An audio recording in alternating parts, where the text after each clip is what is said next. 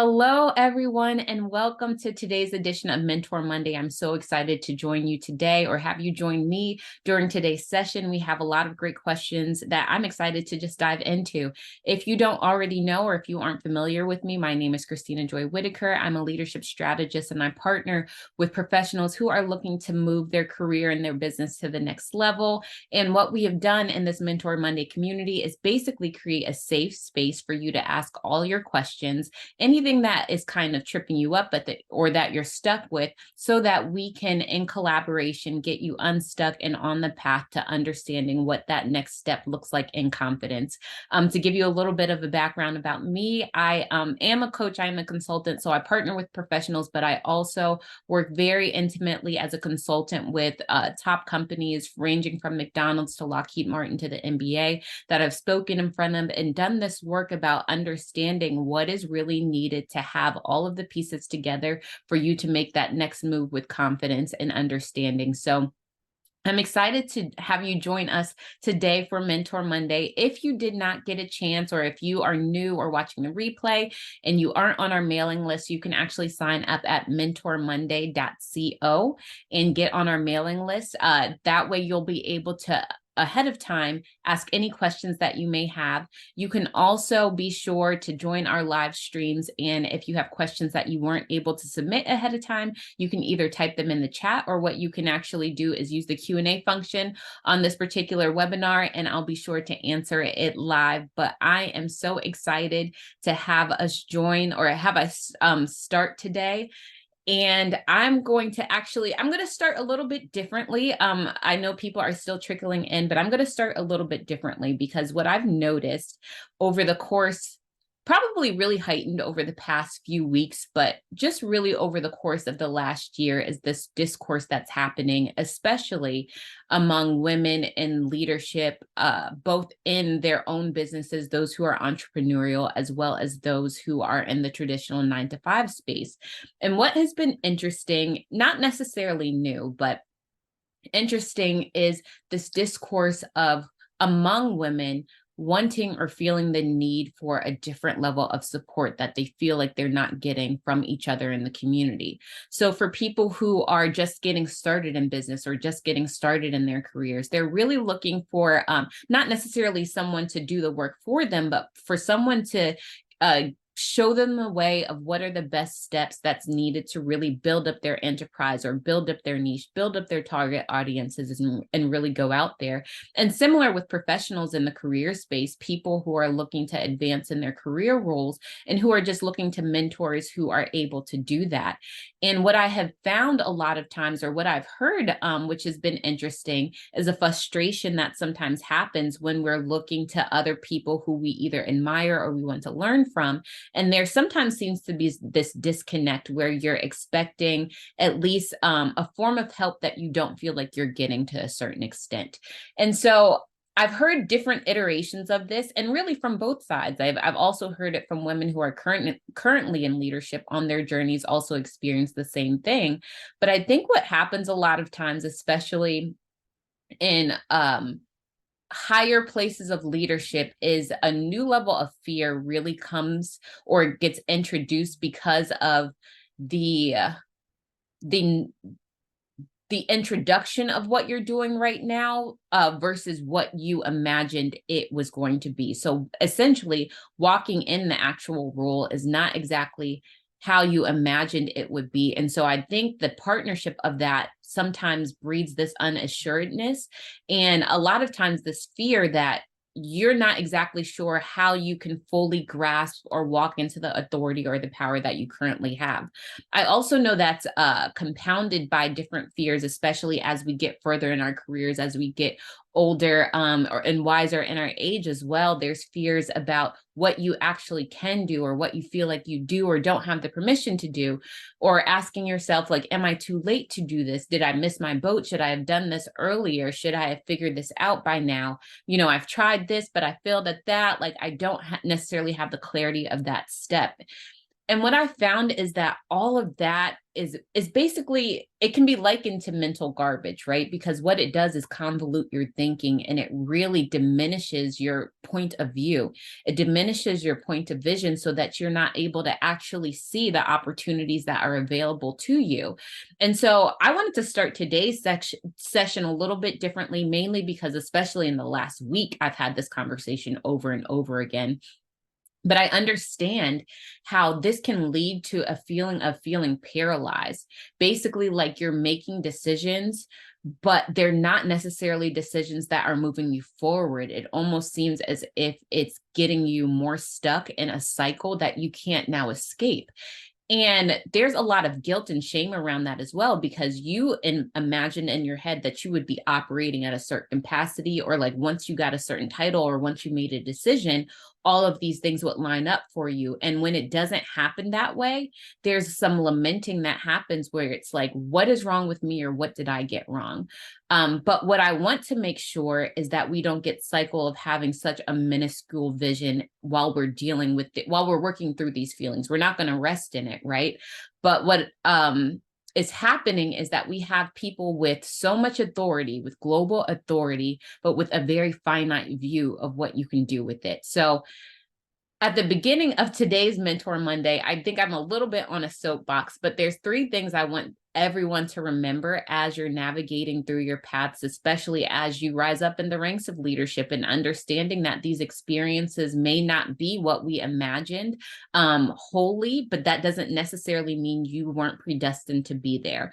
And so as you're making decisions, as you're navigating your way through this, I want you to remember 3 things, because I think there are new rules of engagement that's happening, especially for women in leadership. So first, remembering to prioritize people over your position.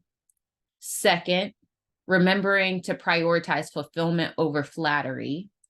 And then third, remembering to prioritize impact over inaction.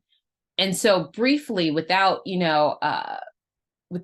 a dead horse or going into these ad nauseum, understanding that we need to start prioritizing people over positions. A lot of times when we get into these particular roles, because we're trying to make it work, or because we're trying to figure out this new landscape, whether it be in business or your career, you yourself are trying to form some foundation.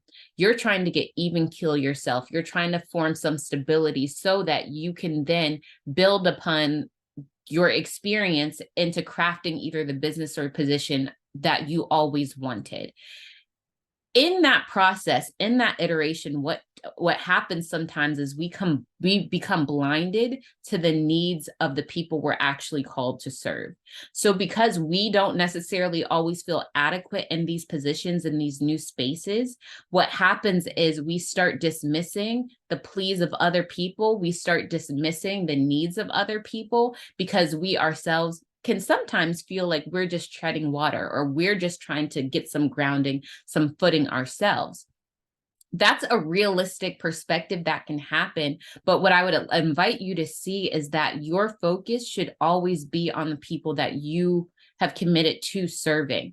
So understand that it should not necessarily come at the expense of yourself, or the detriment, I won't say expense, the detriment of yourself, but being intentional about creating space to make sure that you are meeting the needs of the people who are looking to you for that guidance, who are looking to you for that example. And even if that means being sure of setting up that foundation, whatever that might mean for you, but understanding that sometimes, especially the higher that we go, we start getting a little obsessed with the title. We start getting obsessed with the position or the stature or the prestige around it. And because we idolize that, it's something that we want to almost double down on or grasp on. And that's when it becomes at the expense of everything else, because we've shifted the focus. We've taken our eye off of the people, instead on the notoriety around the position.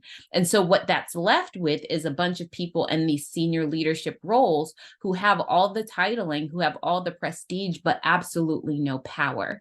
And because of that, other people are impacted. You aren't able to do business with people who, in your community. You aren't able to give adequate advice for people who are looking to get into the same rooms as you, because what you're doing is basically edging them out because you are so desperate to just stay within the holding of that realm. And so that really shifts your ability to perform in those roles, and it in fact limits your ability incredibly, because now you're only thinking about what can I do for preservation, as opposed to what can I do to for power, what can I do to expand the reach of my impact, what can I actually do to help other people change an environment or transform an environment. So you're holding on as opposed to making way. So I just want us to keep that in mind, that there's always going to be positions, there's always going to be opportunities, there's always going to be titles that we admire, but I want us to keep the focus of what are the people that you are serving, what is their need, and centering that need, making sure that you are doing your best to meet the needs of the people that you say that you want to serve, as opposed to getting drunk off of the position and the title that we're in. That's number one. Number two, in terms of a rule of engagement that I really want us to focus on, is to focus on your fulfillment over flattery, especially as women in leadership. And I would even go as far as to say, especially as women of color in leadership, especially Black women, there's always a motive why someone is asking you to do something, right? Or while they're asking you to step into a position, or while they're asking you to take on a task. And it's not always a bad motive, but we need to understand that there's an intentionality behind an ask. And what I have found time and time again is that people find themselves stuck in roles or opportunities within their careers, or even if you're full-time in business, they find themselves taking on clients or taking on engagements because someone has flattered you. Someone has complimented your ability or your expertise or your mastery in doing something, and basically ingratiated their way into making sure that you do something on their behalf, when really it's not in alignment with what fulfillment means to you. And that's where we start really getting misaligned. That's where we start getting off of the path, because a lot of us have not necessarily taken the time to pause and understand what is fulfillment to you. I think it can be convoluted with something that is very one-dimensional, like, oh, I'm fulfilled in my career, or I'm fulfilled here, I'm fulfilled here, and it's not really a checkbox. Fulfillment is very complex and it's very layered. However, if we don't take time to define it, you can't fulfill it. If you can't, you essentially can't fulfill something that you refuse to define. Fulfillment is not one-dimensional, but I do believe it comes at the pure intersection of your purpose and calling. And so another invitation I would say is understanding that you have to know the value that you already bring, and someone flattering you should not sway your decision one way or another. You have to know what it is that you're valuable, what it is that is most valuable about you, what it is that you bring to the table. And so when someone else might bring it up or compliment you, not to say that you're rude about it, but also that's not new information to you. It's not information that's necessarily going to sway your stance on whether you do or engage or you don't engage in something or other, because that's what you already know, and you're coming from a place of understanding and worthiness, as opposed to being swayed by the whims of whoever wants to get your attention or whoever wants to use your gifts for that matter. What that also allows you to do is fully retain the power attached to you in that particular standing. When you understand what fulfillment means to you, or what brings you ultimate fulfillment, when you understand the value that you bring, there's little that someone can dangle in front of you that's going to make you inadvertently put all of these high expectations or these high hopes that's going to knock you off one way or the other. And so prioritize your fulfillment over flattery. And then finally, then I'll get off my soapbox and go to the questions. It's just, this has been coming up so much, and so I put some thought into this. Prioritizing your impact over inaction. So like I said, when we're in these spaces where it's like, what the heck am I supposed to be doing? Like, what does it look like? What am I allowed to do? All of this. And we start almost using language that's so permissive in nature because it's limiting our view of what we can do. We get into a space of inaction, and we usually pretty up what it means to be inactive. We'll say like, if you're in the faith, right? You might say like, oh, well, I'm waiting on God. I'm waiting for direction. I'm waiting for clarity. Or my favorite one that I just heard last week again, I'm waiting to be released. Like I'm waiting for God to release me. Like that was the waiting. And not to say that I don't mean to be facetious, like not to say that there's not some validity to that sometimes, but I do think we can get caught up into this waiting game, or not understanding that waiting is not doing nothing. Waiting is still very much active, even if you are standing in a state of expectancy. It's a very energetic state still. But also that inaction is looking, the way we use other words that's outside of that realm is, well, I'm researching, or I'm trying to figure out the landscape. I'm doing my market research. I'm benchmarking. I'm just looking to see what's out there. I'm getting ready. I'm building up, when really we're just giving ourselves more and more reason to stay stuck and not take any action. And so I want you to really, really think about, ideally, as you sit and reflect on what you want to be known for, what does that legacy look like for you? What is the path that you know you're supposed to walk? And ultimately, what does that impact look for you? And then taking very bold action, whether things are in place or not, to fill in that gap. How do you bring that picture that's into your head? How do you paint that into reality? Who do you need to know? Who do you need to talk to? What are the steps that need to be taken to start at least getting you forward to painting this into reality? I see your comment with it. To painting this into reality. Like, what does that mean? How do you bring this forward? Because we don't want to get so comfortable and so complacent in being like, okay, well, when it clears, when kind of the clouds clear, I'll know the next step to take forward.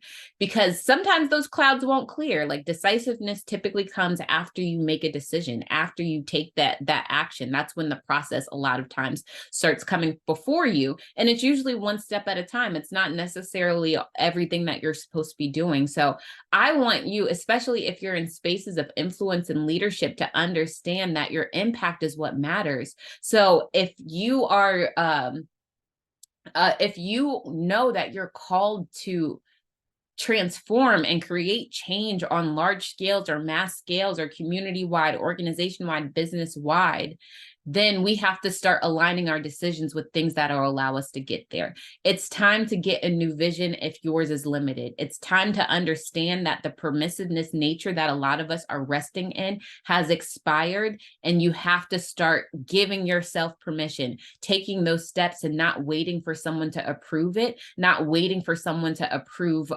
what has been given to you, because it's our requirement. It's our duty to steward our own vision. And I understand how easy it is to slip in cycles when we're asking for the affirmation. I don't speak from a place where I haven't done it myself. I've definitely had to caught myself, where thankfully I'm surrounded with people. If they do hear me doing it, they're like, why are you asking me that? When you know, like, if it was given to you, it's not for me to say yes or no, it's for you to do, And so, like, I just want to encourage everyone to just remember those things, especially if you're a woman in leadership. Like, these are the new rules of engagement. The way we have done business before, it's just no longer valid here. The way we've done career building is no longer valid. So if you remember nothing else from today, I want you to remember to prioritize people over position, prioritize fulfillment over flattery, and prioritize impact over inaction. As you're going forward this week, as you're going forward, especially throughout the end of the year. There's so much time. There's so much we can do. The year is not over. And I want to hear evidence. I want to hear the success stories about the end of the year, about you doing these things and seeing the results that are coming. Just like keeping that top of mind. But All right, soapbox over. I'm off it now. You'll probably hear more about it because it is something that's like kind of grating me, and I keep coming across the same conversation over and over again. So I'm glad this is resonating with so many of you. And we're gonna hop into questions. I did say earlier, if you did not have a chance, you could have kept going. I'm getting off of it. I'm getting off of it. But if you didn't have a chance to submit a question, you can go ahead and put it in the chat and I'll be sure to look at it, or you can put it in the Q&A. We didn't have a lot of questions today, so actually we might not take the full time, but I want to make sure that we go down the list. So first question we have is from Mary, and Mary is saying, I know that advancing in business a lot of times revolves around networking, and that is my biggest issue. Fair enough. I'm a really big introvert and I don't do well with networking. Do you have any advice on how I can get better?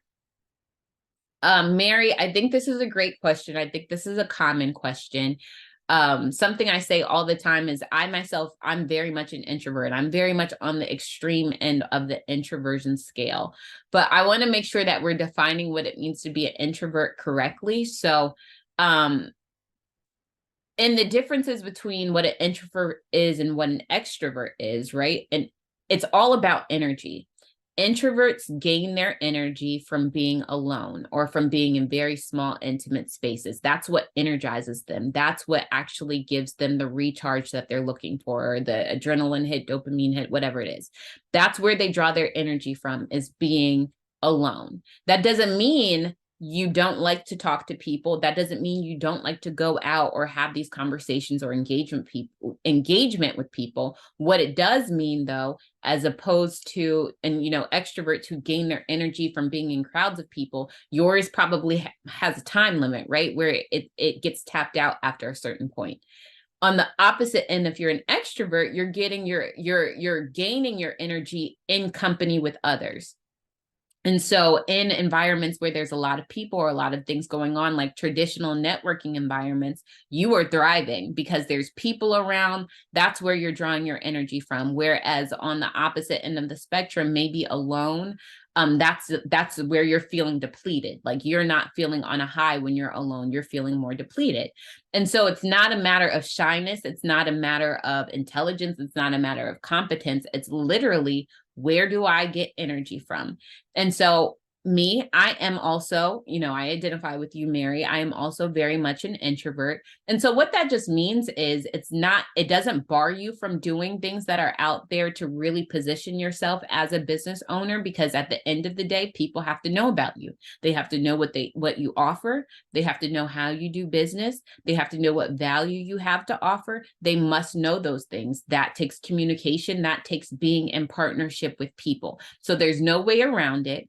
But I do think there is a way to really capitalize it off of your introversion and not necessarily be apologetic about it. I don't apologize at all for being an introvert. What I do, however, is make sure that I create a schedule or create a cadence that allows me to maximize the best of myself or the best of my energy, so I can get the most impact in a very concrete amount of time, so that when I reach my wall, when I reach that, like, okay, my social meter has tapped out, I've done what I needed to make sure that I'm successful in business. And so if I had to categorize it in 3 different ways, I think there's like 3 dimensions you can think of in order to help be very intentional about your strategy of like, how do you operate as an introvert but still be in business? And so that's understanding a strategy of knowing who to talk to, where you need to talk to them, and how you need to engage with them. And so I'll go briefly over each one, because I think in essence, like, this is essentially what I do. But first, who do I need to meet, or who do you need to talk to? This kind of takes research on the front end, right? So if I'm going to a networking event, or if I'm going to a conference, or I'm going to be in company with people where I understand that the norm of that environment is something that is not normal for me, I have to be very intentional about, like, essentially pre-gaming. I have to give myself the pep talk, but I also have to know, what am I going there for? Now, the lens I want you to use, however, is not necessarily what can I get out of this? It's how can I pour it into someone else? How can I help someone else? The reason why this is going to help you as an introvert is because introverts really thrive on deep connection, right? Like the superficiality of things don't necessarily always resonate. You need a deep connection. When we help each other, when we pour into each other, that hastens the depth of your relationship very quickly. And so what it allows is for you to get to a space of genuine connection, rather just being like, oh, who are you? What do you do? Like, can you help me with that? Like, you know what I mean? Like, so what it allows you to do is shift the power dynamic, where it's not just like you feeling like like you are pulling from other people superficially and saying like, what can you do? What can you do? What can you do for me? What can you do for me? What can you do for me? What you're doing instead is now taking that power of that narrative back and saying like, hey, this is what I offer. How can I help you? What can I do for you? And that really honestly lightens the conversation so much. But I also want you to make sure that in terms of the who part of the strategy, like, who is it that's going to allow you to best, who is it that you need to be talking to and offering these things from, or offering these things to? So hopefully they're people who might be potential clients, or who might be in organizations that you're interested in partnering with, who might have connections that you think there could be synergy with, or just people who you genuinely think that you can help, because that's what's going to allow you to feel authentic and less grimy about it, because there's a reason behind our conversation. There's an intentionality about why you're in my face and why we are even having this interaction that's going to let you mentally stay in the conversation longer. What I have also noticed is, as much as possible, as you're going into a space, don't stay at the outskirts. As much as you can, find a group. Go into a group of people, introduce yourself, like even if it's breaking into a circle, and do it quickly. Because the more you do it, the more you kind of loiter, the more you stay on the side of a room. And I'm imagining just things that are in person, just because you said networking. The more you stay on the side of the room, the higher your anxiety gets. And the more likely you are to turn right back around outside and go home. I have been there. I've done that so many times. So this is why I know you have to go in quickly. Go in quickly, introduce yourself, and then like start, especially if you're breaking into a conversation, take that as a mechanism of saying like, hey, I'm so sorry I missed the beginning of this. What do you do? Like, I'd love to hear about who you are, and if I can help, or better words, but using that as a strategy.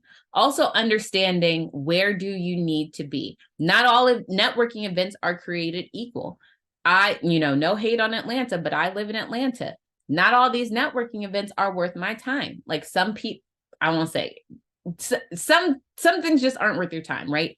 And so make sure that you're spending that energy that is already finite, right? Like make sure that you're spending that energy in rooms around people who can make decisions on your behalf, or with you, or collaborate with you. Just because you go to a business or an entrepreneur's networking event does not mean that you want to do business with that particular group of people. So without being granular in terms of everything to look for, just make sure you have a filtering eye to see, like, is this going to be worth my time? Does this make sense? Is this going to either position me around the people I want to do business with, the people I want business from, or the people I can help in business? Those are the kind of the three filters I would keep in mind. And then finally, the third dimension is, how do you want to engage with people? I think when we think of networking, we think of it as very one note, like, oh, I'm going to this event, or I'm meeting people at this happy hour, or whatever it may be. But networking can take place in so many different ways. It can take place from informational interviews. It can take place in focus groups.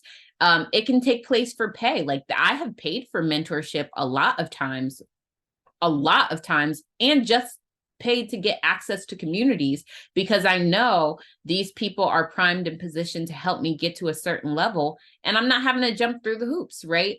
And so there's a lot of different ways that you can network. So I don't want you to get hung up on the one way that you have anxiety about, or the one way that might be causing anxiety in you. There's so many different ways to get to know people. Be creative about thinking about where you can get to know people. That could be like alumni events, that could be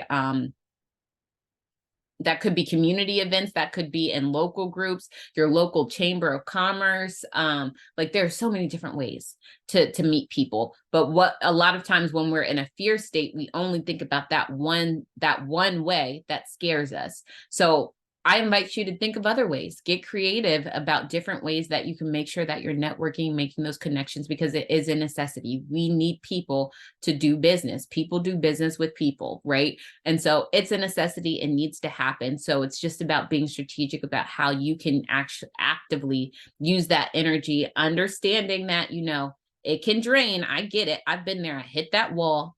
And at this point in life, I just don't apologize for it. When I hit it, I hit it. Like sometimes I recharge, sometimes I don't, like, and it's just done. But know that what's going to help you not feel guilty is knowing that you took the steps ahead of time to maximize the energy that you had while you were there. I hope that was helpful in terms of how to use your introversion as a superpower rather than something to feel bad about or feel apologetic about. It's definitely, it can be so helpful for you in building those authentic relationships. So I hope that was helpful. And if you have a follow-up, of course, you can put it in the chat or put it in the Q&A, and I'll be sure to get to it. But we have 2 questions left, and I'll go to the next one. Next is from Haven, and I love that name, by the way. Haven is such a nice name. I've been in business off and on as a coach for years on the side of my full-time job. I'm at a point where I really want to grow, but I've not been able to really tap into the profitable side just yet. People tell me that they enjoy working with me, so I know I do a good job, but I don't get how it can translate into profit. Okay.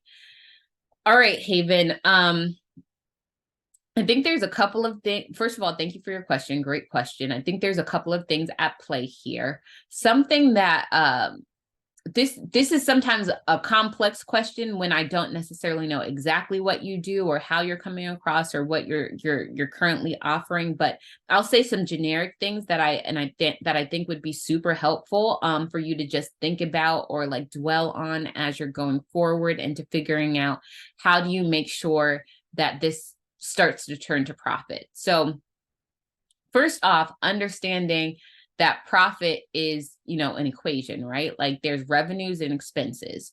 And so if you're not profitable, that either means your revenue is not where it needs to be to cover your expenses, or your expenses are too high and it's not covering your revenue, right? Like that's a very simple equation. So depending on what you're looking at, something may have to give. Like, are your expenses too high? And like, or is it that like you are generating revenue and your revenue is great, but like your expenses are too high and you need to figure out how to reduce your expenses? Is it the software that you're using? Are you paying for things that you don't need anymore? Are you, whatever it is? I won't go into all the expenses that come with business because I'm not exactly sure the specific nature of what you do, but like, is it an expense issue? Or is it the fact that you aren't generating the revenue? So that means something about your product or service is not converting in the way that's needed to generate profit, right? Like, is it a marketing issue? Do people know that you're in business? Do they not know exactly what it is that you offer? Do they not know the value? There's a lot of things that come with that. But first, understanding that, profit is an equation. So if it's an equation, you can mess with the variables to figure out what is needed to get me into a space where I'm not in debt. And so, or I'm in the black essentially. So one of the things I want you to just make sure that you're doing is showing evidence of success. And so I know, and I only pulled this out because I know you said like people enjoy working with me, so I know I do a good job. And so to be quite honest, when I hear that That means you have testimonials. That means you have evidences of success of people working with you and getting some sort of a result that they are happy with. I don't know what you're doing right now, but are you capturing those testimonials? Are you displaying them in a way where people can see, oh man, like I need to work with Haven. She's able to get these types of results. Are you distilling down the best things out of what they're saying they're getting from you and making sure those are the most preeminent that you are marketing? Because essentially whatever they say they're getting the most out from you is typically language that can be then repurposed in your marketing materials as you're putting out your service, as you're putting yourself out there. And so be clear that you're showing some sort of evidence of success. And since it sounds like you already have people that you're working with, it could even mean like using them as a focus group, using current clients as a focus group. If you don't know the answers to all those questions about, why did you work with me? What made you work with me as opposed to someone else? What did you get from me that you wouldn't have been able to get from someone else? If you had to describe me in 3 words, what would those 3 words be? Like really look to see from your best and brightest clients, getting that information from them on paper to give you a better idea of what is it that's going to generate that revenue or allow you to have a better understanding of what it is that you're offering. Sometimes we offer things that have so many results, but maybe there's one through line or one thing that like really is hitting home, which brings me to making sure that you're simplifying your offer. So I know one of the traps that we fall into, especially did it say you were a coach? Hold on. Yeah, you're a coach, especially in coaching, is offering too many things and saying that you do too many things. A lot of times our profit is baked in, our profit is altered because we aren't simple enough in saying like, this is the product or this is the service that I offer. This is what I do. And so I want to make sure that you're not saying like, oh, I can do everything for you, right? Like what is the actual results that you are able to create for your clients on a consistent, repeatable basis, and making sure that that is what is centered in your messaging. That is what's centered in how you are communicating with other people so that they're able to filter out and say like, I must go to Haven for XYZ. Like this is it.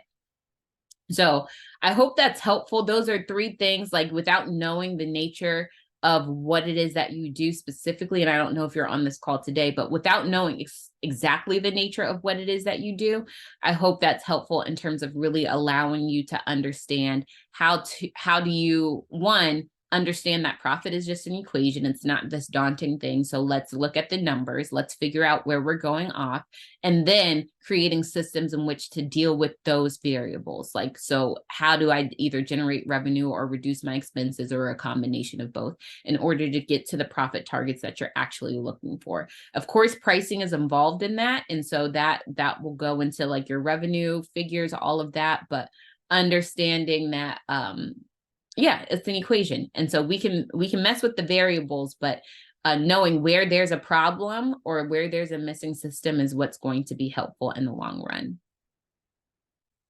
And now we're to the last question. We have Vanessa. And so if anyone has any last minute questions, you can go ahead and put it in the chat in the Q&A. But if not, we're going to close out with Vanessa on this awesome Mentor Monday. And Vanessa is saying, with the end of the year bonuses coming up, I don't want to fumble my opportunity. What can I do to best position myself for end of year performance conversations? Great question, Vanessa. And we might have touched on this. I feel like we've answered a version of this, but like not just straight out. I think I've baked it into the answers of other questions. So I'm really glad that you actually kind of pulled this out. In short, I'll say think of 4 things. Build. 1, build. 2, understand. 3, anticipate. And 4, communicate. So number 1, underbuild. Make sure that you are building a case for yourself. Now, I definitely know I've said this before, but over the course of the year, and even if you haven't done it over the course of the year, I would do it at least over the next 2 months, especially as you're gearing up for end of year conversations. Make sure that you have evidence of the work that you've done and the value that you've brought to whatever it is that you're doing in your particular role. So what I always advocate for is whatever email system that you have, basically crafting a folder or creating a folder on your laptop or in your email system, whatever it is, that shows accolades that have been bestowed on you, that shows your notes about appreciation given or achievements that you've done, all basically a running history of all the great things that you've been able to bring to the table. The reason why building a case is so important, building a case that shows you your evidence of success is so important, is because when these conversations are happening, they're happening in mass, right? So they're happening with everyone at a very concentrated amount of time. It's also probably the worst time of year because everyone also is semi-mentally checked out because it's holiday season. And so what's going to need to happen is for you to be kind of the squeaky wheel or the horn that says, like, look at all the things that I've done, because more than likely the people making the decisions have forgotten by now. One, as wonderful as we are, they don't think about us all the time, right? And so reminding them about the great things and putting it in a digestible format where they could easily access. So when they're having these conversations on your behalf, they are fully aware of your record of success. I would even take that a step further in linking how your record of success either links to the bonuses or the bonus structure that you might be under. And if you're up for a promotion, like the promotions that you might be under, don't leave any room. Build the case for them so that they can very clearly see how your success maps to what it is that you're looking for. So that's number one, under build. Two, I want you to understand. And so I want you to very intimately understand the bonus process or the promotion process, whatever it is that you're up to, like the back of your hand.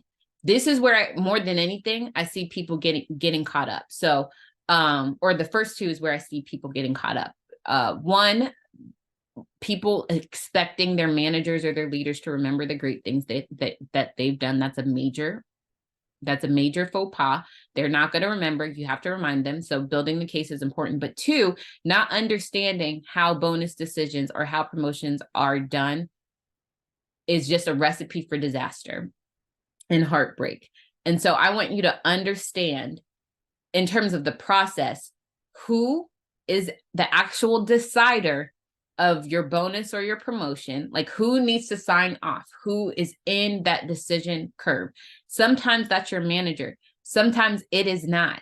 And so where we get mistaken is our manager is saying like, oh yeah, you did great. Or our executive, our VP, our SVP, CEO, whatever, they're saying like, oh no, this is perfect. You've done everything that's needed, right? And so we're coming in with this expectation, and then we get a result that's different because they weren't the decision maker. They weren't the final decision maker, or they had to get approval from someone else. And so I want you to understand the process. Sometimes it has nothing to do with our performance, right? Is there an allotted budget that they are giving this year? Is the budget the same as last year? Did they increase it from last year? Did they diminish it from last year? Was there something that they're prioritizing in terms of budgets? Like, for instance, I know some people might be experiencing like if you had a hybrid or a remote work culture, they might be prioritizing the people who have decided to come back in person, right? In terms of bonuses, whatever the reasoning is, you've got to understand it. And I'll give you an example. I was in a organization, and they were having end of year discussions, and I had done great work all year. And I got my rating back, and it was a good rating, but I thought I was going to get the best rating. Like, I'm a bit of a perfectionist at heart sometimes. So I was like, what happened? What I found from someone else was that even though I had a partner who was speaking on, who knew of all of my merits, who knew of all of my value, he was not a partner who actively spoke up in meetings. And I had no clue. And the way they did their promotions and bonus structures was all the partners would get together and have these conversations. And basically, you would put up who you thought should get promoted or a bonus for a certain extent. He was a good guy, but because the meetings were so long, he mentally checked out in those meetings. So he would kind of do the bare minimum. Whereas other people were super vocal, and I didn't know, but that's a part of knowing the process, right? Like after I figured it out, it was too late. And so I want you as much ahead of time to know the process, understand that actual process, so you're aware of the nuances and what needs to happen or what you need to account for. 3, I want you to anticipate. So if end of year conversations are coming up later, have conversations right now. Basically getting anything out of the way. Saying, and this kind of goes to 4 too, so I'll put these together: anticipate and communicate. Like if you want a bonus, or you feel like you're supposed to get a certain amount for a bonus, or you want a promotion, you have to use your mouth and say it. Like, don't expect people to connect the dots. Don't expect them to know. Don't expect anything. Come in expecting them to be a blank slate and you having to paint the picture for them. And the sooner you can have that conversation ahead of time, ahead of the cadence of these decisions and everything, you're only setting yourself up for a better possibility of getting the result that you actually want. If we wait for people to kind of go through the process and decide a little bit later, that's when you get the remnant of whatever, they were thinking about, the remnant of whatever they were deciding. So as much as you can anticipate and communicate ahead of time what it is that you actually want, that's what's going to be helpful for you in terms of advocating for yourself, but also being proactive about saying ahead of time, is there anything that might block me from getting the results that I'm anticipating? Is there anything that I know or anything that is not in alignment with this expectation? So at least ahead of time, you can know like where your standing is. So I hope that's helpful for you. And as you're preparing for end of year conversations, I'm excited for you. And I hope you get the result that you want, but please be sure to at least remember those 4 things: build, understand, anticipate, and communicate to best position you for those conversations. And it looks like we have one more question. Let's see. I think it's a question. Hold on. Yes. All right. This one's from, let me read this first really quickly and I'll summarize it. Mm-hmm.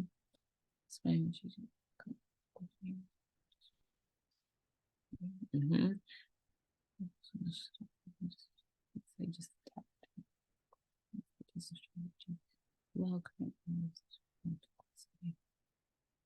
Okay, great. All right, Wanda, first of all, congratulations. Yay. Wanda is saying that she is a goal-setting expert, a goal-setting strategist, I'm sorry. And usually her proposals and invitations come from schools and universities, which makes a lot of sense. And I won't say who invited you to submit a proposal, but a wonderful company invited you to submit a proposal for their leadership department. Amazing. Congratulations. My question is, should I make an adjustment to my website just a tad bit to reflect goal setting expertise and strategies for organizations as well? Currently, my website speaks more to my goal setting strategies, keynotes, and workshops for students. However, I do work with organizations and solopreneurs as well. Your thoughts? Great question. I definitely always think especially if you're looking to do business with companies, I would definitely have a space, at least a paragraph, that speaks to your work with how you partner with companies. And it doesn't need to be like don't overthink it. It doesn't need to be something that's crazy extensive. It just needs to be something that, like, if I'm scanning a page, right? If I'm scanning like a work with Wanda page or like work with me page, that I at least see she does this type of work. She does this type of work with companies. That being said, another way around it, like for instance, if you want to send them something that's curated, I know you already have documents created, like your one sheet and things of that nature. What's helpful for on the workshops that you put on there, just like tailoring it to saying like, this is great for organizations in this particular in the industry that is shared by the company that you shared, right? Like being very specific about that is helpful. There's also something called like actually, what is the actual term for it? I don't know. But like you can make basically a dummy page on your website that is dedicated to just your you working with companies. And the thing about it is you don't have to necessarily change a lot of the verbiage that you already have. It's just probably just giving a new breath to saying like, these are the types of organizations that we partner with. This is how we can partner with you. More than anything, you got to request to submit a proposal. More than anything, I would see if I can get in a conversation. So I don't know how the request came in, if they're saying like, oh, just send us something, or if they're saying like, you know, just send us a document. But more than before I submit them a proposal, what I would do is hop on a discovery call. And I, you know, because we've worked together, I know you know what a discovery call is, right? I would hop on a discovery call to one, put a face to the name. So you're not just sending something to be evaluated just in catalog with other people, but that allows you to figure out what it is they actually want, right? And it's going to allow you to extract from them, like, okay, if I'm presenting to your leadership department, it's going to allow you to ask the questions, why now? Like, what are they struggling with? What do they need to know? What do they need to know as they go into 2024 to have the best year that they've had yet, whether that be in sales, whether that be in team management, whether that be in client experience. What is it that they need to hit out of the park that you can then map to, especially going into this year? Like, this is probably your like Super Bowl, right? Like, everybody's setting goals in the next 2 or 3 months. So what is it that they need to do to be best primed and ready to walk into 2024 with all the confidence to hit their targets, like running, to hit their targets right off the bat? And, you know, without saying the name of the company, in terms of industry, those leaders are evaluated on multiple things. They're evaluated on sales. They're evaluated on customer feedback. They're evaluated on how well they manage their teams. They're evaluated on, you know, how are they able, I don't know if they're commission based, but perhaps like how they're able to prioritize or pick or select certain products over another, whatever it is. Like, how do you encompass what you're doing and how do you map it to each of their performance categories to almost make it invaluable, or like they must go with you because you've understood so deeply how their leaders are assessed and what they need to be successful. The request came in through a new manager that I know personally who wants to bring me into her new department. Okay. However, she asked me to submit a proposal to upper management who highly respects her and that she can have a discussion with them in regards to bringing me in. So a couple of things about that. Like, I think it's great when people refer us in. That's amazing. But as much as you can, like, put yourself in those meetings. So I wouldn't, as much as possible, I would ask her, or ask her to either give you the information to upper management, or in the meeting that she's having with them, make sure you're in that meeting. Because what I want more than anything is for you to deliver what you do out of your own mouth. I don't necessarily want it to come through your friend who's amazing for referring you, right? But I don't want it to come through another vessel. I'd prefer for them to see how you communicate, how you are able to position, how you are able to really energize and motivate. For their population, especially if you're coming off a holiday season, that's probably their super busy season. Doing something like goal setting may also seem very daunting and fatiguing, right?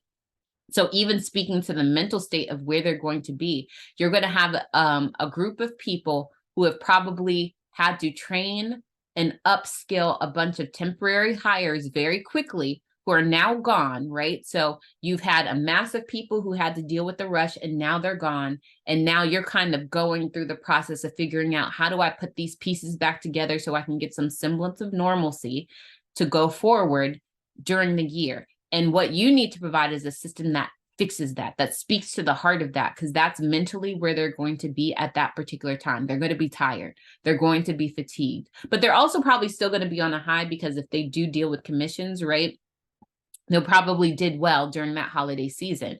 But at that moment, what we need to position you, what you do is like why it's so important to hit the ground running in January. So that in January, not just in January, but what it's like to keep track with them all throughout the year. So understanding this, while your friend invited you in for a one-time thing with their team, which is amazing, what does it look like to actually do something for all the teams there?